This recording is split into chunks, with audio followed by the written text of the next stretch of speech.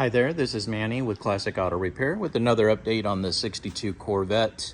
Just got back from a road test, my long route, which takes me up into Argyle, gets up some highway miles, and then a lot of stop and go, traffic lights, stop and go, and a lot of on and offs of the engine to make sure that everything is doing what it should and starts the way that it needs to.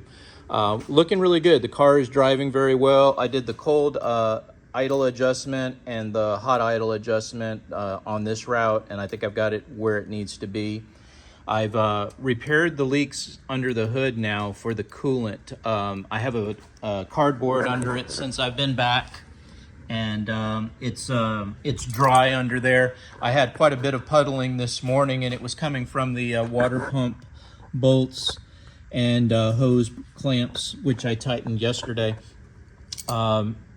Water pump the gaskets may fail, and we may need to pull the water pump and the motor mounts on the front to get to those gaskets. It's a big job, but right now it looks like we're in good shape. The only issue with the cooling system is on the road test. I had your floor mat up in there. I just washed it off because coolant was dripping on it, and it's coming from the heater valve. You can see it dripping right here, and that's coming from that heater valve, which is kind of hard to see up there. I don't think I can get a picture, but I do have a photograph of it, and I'll send it to you. It's a special order, the heater valve, and this turns off the flow of hot water going, or hot coolant going to the heater core, which supplies the air, the heated air in the cabin. That heater valve, my recommendation is this hose right here is the one that goes inside of the cabin. I'd like to put this manual valve temporarily in there, and what this is, it just has a lever, and you just open the valve or close the valve. And then in the winter time, you'll open the valve, and then you'll close it in the summer, and it'll just be tucked up underneath here. That way, I can stop the flow of the leaking that's occurring from the other heater valve that's here. So you can see it's just dripping down in here, and that's because the pressure is so high on that bad seal. And see, if I open it by closing this, it really gets bad. So it has to stay in the on position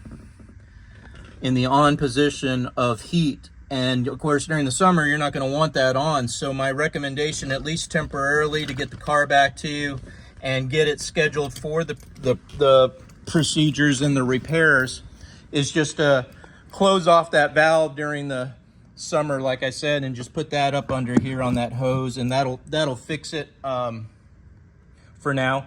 And then, like I said, and then I can special order that correct heater valve and get it installed for you. Then you can use the knob again like you should. It's kind of just a temporary fix for right now for a leaking condition. All right, so let's see. That was the item there. I went ahead and put the new defroster ducts on it today. I did check the shifter, and it is loose, but it's not in the linkage. It's in the top end. I don't have a method to rebuild those, but they do make a new unit. Still has a little bit of slack in it, so it's kind of up to you. It's $600 from Corvette Central.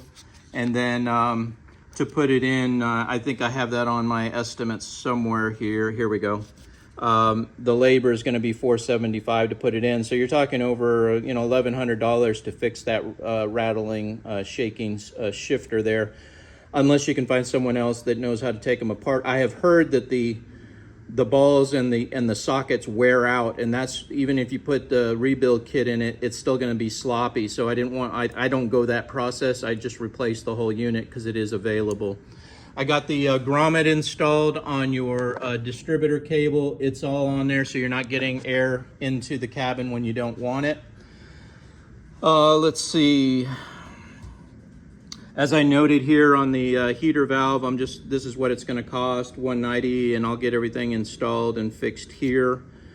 In addition to the other items, let's see.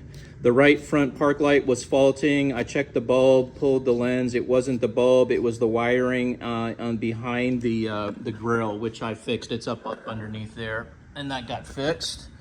So now the lights work as they should. The defroster ducts are done. The one on the left was missing, driver's side. The one on the right was torn up and had a bunch of duct tape on it, so I put both new defroster ducts on it for you. Let's see.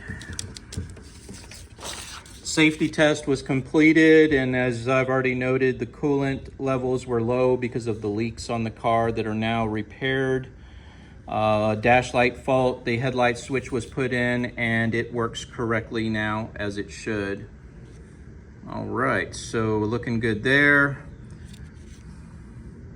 Oh, good news on the road test with the windows up, driving all around for 30 minutes. There was no fumes in the car at all. There's no gas fumes. I just filled up the gas tank, and no leaks and fumes inside of the vehicle. So we're looking good on the fuel system as well.